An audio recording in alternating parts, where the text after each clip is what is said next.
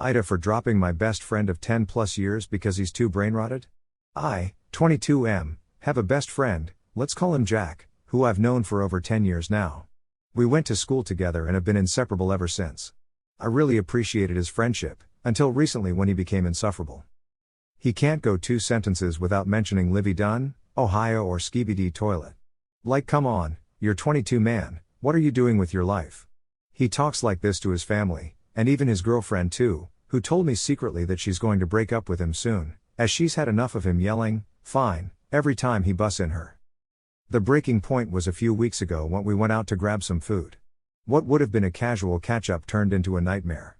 First off, his cheese always has to be drippy, and he actually called the waiter over at the restaurant we were at to send his food back as it wasn't drippy enough, bruh. Secondly, he no longer responds to his name, only Sigma, and will say the word ligma between every sentence, even when the waiter came to ask how the food was. He then full-on grittied out of the restaurant, and when I asked for him to drive me straight home as I'd had enough, he physically restrained me and drove us both all the way to Ohio, then held me down as he gave me a low taper fade. He recently got his Spotify Wrapped, and the only song he listened to all year was The Weather Outside is Rizzy, for 150,000 minutes, and his top podcast was Talk Toi, which was no surprise. I've had enough. I don't think I can physically stand being around him anymore, and as close of a friend he was, that person is obviously dead and gone. I hope he has the best time eating his daily lunchly, drinking a cold prime and watching Talk Toi, but I won't be a part of it with him. I don't think I am, but any advice, AITA?